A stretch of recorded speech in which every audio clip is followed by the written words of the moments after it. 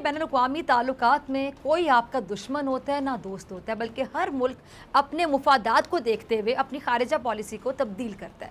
پاکستان بھی اب امریکہ سے اپنے تعلقات کے حوالے سے خارجہ پالیسی تبدیل کر چکا ہے۔ امریکہ کبھی بھی پاکستان کی سمجھ میں نہیں آیا۔ پاکستان ہمیشہ اس کشمکش میں رہا کہ امریکہ ہمارا دوست ہے یا دشمن ہے۔ پاک امریکہ تعلقات میں آپ نے دیکھا کہ کئی اتار چڑھاؤ دیکھنے میں آئے، کبھی حمایت کبھی مخالفت کا کھیل چلتا رہا۔ سمجھ نہیں آتی رہی کہ دونوں ملکوں کے درمیان آخر ہے کیا، تعلقات کا اصل روپ ہے کیا، دوستی ہے یا پھر مطلب پرستی ہے۔ اچھا، پاکستان نے افغانستان میں سوویت یونین کو چلتا کرنے میں ایک اہم کردار ادا کیا اور افغانستان میں سوویت یونین کا زور توڑنے کے لیے آپریشن سائیکلون شروع کیا گیا۔ 1970 کی دہائی کے آخر میں جب سوویت یونین کی فوجیں افغانستان پر قابض ہوئیں تو ان کو افغانستان سے نکالنے کے لیے مجاہدین نے جب چھاپا مار جنگ شروع کی، مجاہدین کو تربیت دینے کے اس آپریشن کا نام آپریشن سائیکلون رکھا گیا۔ اچھا، اس آپریشن میں سب سے زیادہ طویل اور آپ کو بتا دوں سب سے زیادہ خرچ والا یہ خفیہ CIA یہ آپریشن تھا، اور اس آپریشن کے پیچھے بھی امریکہ کی کہہ لیں کہ خوشی تھی، لیکن بدلے میں پاکستان کو کیا ملا، یہ ہے سوال۔ اور یہ صرف سوال نہیں بلکہ $ملین کا سوال ہے۔ جب 9/11 کے بعد پاکستان دہشت گردی کے خلاف جنگ میں امریکہ کا اتحادی بنا، فرنٹ لائن اتحادی جس نے معیشت کا نقصان کیا، ہزاروں لاشیں اٹھائیں، لیکن امریکہ پھر بھی پاکستان سے خوش نہیں ہوا۔ اب مجھے تو سمجھ نہیں آتی کہ ایسے ہوتے ہیں دوست، ہمیشہ ڈو مور کہا جاتا رہا۔ انہوں نے کیا کیا پاکستان کے لیے، پاکستان کو کیا ملا، اور پاکستان کرتا بھی چلا گیا ڈو مور، لیکن ملا کیا، کچھ بھی۔ اب آپ دیکھیں، جب امریکہ پر مشکل وقت آیا، پاکستان نے اتحادی ہونے کا پریکٹیکلی ثبوت دیا، زبانی جمع خرچ نہیں، ثبوت دیا پریکٹیکلی، ہر جگہ ساتھ نبھایا عملی طور پر۔ لیکن جب ہمیں کہیں ضرورت پڑی تو صاحب بہادر غائب نظر آئے۔ اچھا ناظرین، افغانستان میں جب روسی فوج کو شکست کا سامنا کرنا پڑا اور اس نے اپنی فوجیں نکالیں تو افغانستان میں امریکہ کی جو دلچسپی ہے وہ بھی ختم ہو گئی۔ امریکہ نے پاکستان میں افغان مہاجرین کے لیے امداد میں بھی کمی کر دی، تعلقات میں بھی کہہ لیں کہ وہ پہلے جیسے کہہ لیں کہ گرم جوشی نہیں رہی۔ لیکن ایک بار پھر امریکہ کو پاکستان کی ضرورت پڑی تو ساری محبتیں جاگ اٹھیں۔ امریکہ میں 9/11 کا سانحہ کیا ہوا؟ امریکہ نے افغانستان کو سبق سکھانے کا فیصلہ کر لیا۔ امریکی حکومت نے 9/11 حملوں کا ذمہ دار افغانستان میں موجود القاعدہ قیادت کو قرار دیا، لیکن افغان طالبان نے اسامہ بن لادن کو امریکہ کے حوالے کرنے سے انکار کر دیا۔ اب اس پس منظر میں 11 سپتمبر کے حملے کے ایک ماہ بعد امریکہ نے طالبان اور القاعدہ دونوں کو شکست دینے کے لیے افغانستان پر فضائی بمباری کا آغاز کیا۔ پھر اس کے بعد امریکہ، اس کے بین الاقوامی اور افغان اتحادیوں نے طالبان حکومت کے خلاف ایک بڑی جنگ شروع کر دی۔ پاکستان کو بھی کہہ لیں کہ مجبوری میں امریکہ کی اس جنگ میں کودنا پڑا۔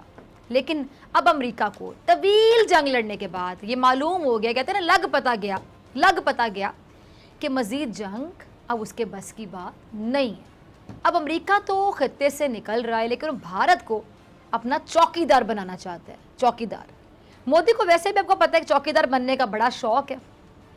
اور میں ذرا ناظرین کی یاد دہانی کے لیے ذرا بتاتی چلوں کہ وزیر اعظم نریندر مودی نے اپنے ٹویٹر پیغام میں بھی چوکیدار نامی ہیش ٹیگ استعمال کیا اور اپنے اکاؤنٹ پر اپنا نام تبدیل کر کے چوکیدار نریندر مودی رکھ لیا۔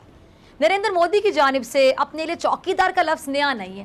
اس سے پہلے انہوں نے 2014 کے انتخابات میں چوکیدار کا لفظ استعمال کیا تھا اور مہم کے دوران کہا تھا کہ وہ اقتدار میں آنے کے بعد عوام کے پیسے کے چوکیدار بن کر حفاظت کریں گے۔ عوام کی جان اور دولت کی حفاظت نریندر مودی کیا کرتا؟ اس نے اپنی عوام کو، اپنی جنتا کو کورونا کے آگے بے یار و مددگار چھوڑ دیا، اپنی جیبیں خوب گرم کی، اور مودی کا بھارت تباہی کے دہانے پر پہنچ گیا۔ لیکن اس کو یہ بتاتا ہے یہ شائننگ انڈیا، جو بھارت اس کا جل رہا ہے وہ اس کو شائن نظر آ رہی ہے۔ اور یہ مودی افغانستان میں دہشت گردی کے اڈے بنانے کے لیے سرمایہ کاری بھی کرنے لگا۔ اچھا، بھارت کو افغانستان میں اپنا مفاد نظر آیا۔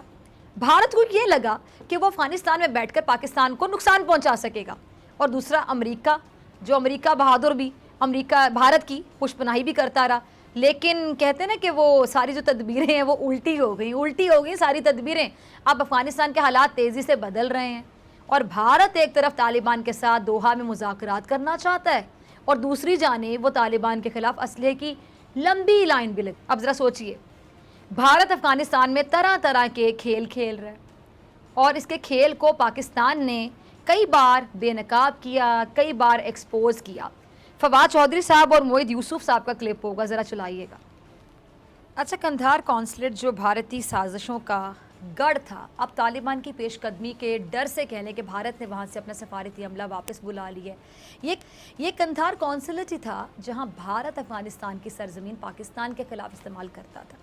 DGISPR ने एक प्रेस कॉन्फ्रेंस में भारत का ये जो मकरू चेहरा है ये पूरी दुनिया को दिखाया था। और मैं ज़रा आपको याद करवाऊँ, ये जो प्रेस कॉन्फ्रेंस थी ये नवंबर 2020 में की गई थी, जिसमें DGISPR ने सबूतों के साथ ये बताया था कि भारत किस तरह पाकिस्तान को अदम इस्तेहकाम का शिकार करने की साजिशें कर रहा है। कलअदम तंजीमों को फंड्स दिए जा रहे हैं, असलहा दिया जा रहा है, ट्रेनिंग कैंप खुले हुए हैं। दाइश को पाकिस्तान में सरगर्म करने का गंदा धंधा अफगानिस्तान से हो रहा था और भारतीय कौंसल खाने सिफारतकारी के लिए नहीं बल्कि दहशतगर्दों की सहूलतकारी के लिए इस्तेमाल हो रहे थे। अब ये सिर्फ इल्ज़ाम नहीं है, पक्के सबूत थे पाकिस्तान में। और मैं नरेंद्र मोदी तुमसे कह रही हूँ, हिम्मत है तो झुटलाओ पाकिस्तान के सबूतों को, कह के दिखाओ कि ये झूठ है, लेकिन तुम नहीं कह सकते क्योंकि दहशतगर्दों से भारत के गठजोड़ की गवाही अब दुनिया देने लगी है। अमरीकी जरीदे फॉरेन पॉलिसी की वो रिपोर्ट मोदी के मुंह पे तमाचे से कम तो नहीं है ना, तमाचा ही है ना मोदी के मुंह पे तमाचा। दाइश और भारतीय गठजोड़ ने 2019 में श्रीलंका में ईस्टर पर बम धमाके किए। ये पाकिस्तान नहीं कह रहा बल्कि अमरीकी मैगजीन कह रहा है। और इसी भारतीय दाइश गठजोड़ ने 2017 में तुर्की में क्लब पर हमला किया, न्यूयॉर्क में और स्टॉकहोम में भी कार्रवाइयां की। अमरीकी जरीदे ने तो यहां तक कहा कि अगर दुनिया ने भारत और दाइश के इस गठजोड़ का नोटिस ना लिया तो फिर आलमी अमन खतरे में पड़ जाएगा। फिर अभी हाल ही में मुआविन खुसूसी बराए कौमी सलामती डॉक्टर मोहित यूसुफ साहब ने साफ साफ अल्फाज में बतलाया कि लाहौर धमाके में ना सिर्फ रॉ मुलव्विस थी बल्कि मोदी हुकूमत का भी इसमें बराह रास्त हाथ था। और मोहित यूसुफ साहब ने इस बात का भी इंकशाफ किया था कि जी पाकिस्तान के इंटेलिजेंस के इदारे जब इस हमले की तहकीकात कर रहे थे तो उस वक्त भारत की जानिब से साइबर हमले भी किए गए। पाकिस्तान के इन्वेस्टिगेशन इंफ्रास्ट्रक्चर पर मुनज़्ज़म अंदाज में कई हमले किए गए और इन हमलों का मकसद क्या था? यही कि भारत को खदशा था कि पाकिस्तान भारतीय दहशतगर्दी का नेटवर्क बेनकाब करने जा रहा है, एक्सपोज करने जा रहा है, इनकी औकात और असलियत दुनिया को दिखाने जा रहा है।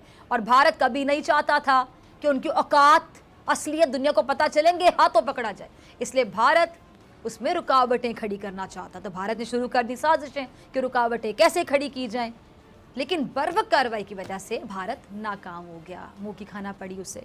और पाकिस्तानी इदारे लाहौर धमाके की तफ्तीश करते हुए मामले की तह तक चले गए, कामयाब हो गए, यानी दुश्मन की एक और चाल नाकाम हो गई। अब इसी तरह अफगानिस्तान के रास्ते से भारत बलूचिस्तान में कार्रवाइयां करवाता था। कौन नहीं जानता कि भारत ने कुलभूषण यादव की मदद से बलूचिस्तान में बदअमनी फैलाने की कोशिश की। भारत का ये दहशतगर्द बेटा खुद मान गया कि पाकिस्तान में कैसा घिनौना खेल खेलता था, क्या करने आया था पाकिस्तान में, कहां कहां उसने कार्रवाइयां की और किसके कहने पर की, सब रिकॉर्ड पर मौजूद है। अब इसी तरह हाल ही में बलूचिस्तान में होटल पर हमला किया गया और इस हमले का मकसद सी पैक की सरगर्मियों को सबूताज करना था। फवाद चौधरी साहब अफगानिस्तान की बदलती जो सिचुएशन है, सूरत हाल है, उस पर बात कर रहे हैं। ज़रा सुनिएगा क्या कहते हैं फवाद। अच्छा, फवाद चौधरी क्या कह रहे हैं कि जी अगर अफ़गानिस्तान में खाना जंगी की सूरत हाल पैदा हुई तब भी हम पाकिस्तान के अंदर इसके असरात नहीं आने देंगे। अफ़गानिस्तान में जो बदलती सूरत हाल है उस पर गहरी नज़र है। पूरी कोशिश है कि काबुल में एक पुरअमन और सबकी राय पर मबनी निज़ाम हुकूमत के ज़रिए आगे बढ़ाया जाए। और उन्होंने मज़ीद क्या कहा कि जी हमारी जो अफ़गान पॉलिसी है वो पाकिस्तान के मुफाद में है। अच्छा, वफाकी हुकूमत अफ़गानिस्तान और अमेरिका के हवाले से अपनी पॉलिसी अब बदल चुकी है और पाकिस्तान ये चाहता है कि अफ़गानिस्तान में अमन कायम हो और ऐसा होने की सूरत में जो पूरा खित्ता है वो यकीनन अमन का गहवारा बन जाएगा। अब इसीलिए इमरान खान साहब भी कह चुके हैं कि अमन में हिस्सादार होंगे लेकिन जंग में नहीं होंगे। और वफाकी हुकूमत ये यकीन दहानी भी करवा चुकी कि पाकिस्तान की ज़मीन अफ़गानिस्तान के ख़िलाफ़ इस्तेमाल नहीं हो रही और वफाकी हुकूमत ये उम्मीद भी रखती है कि अफ़गानिस्तान की सरज़मीन भी पाकिस्तान के ख़िलाफ़ इस्तेमाल नहीं होगी।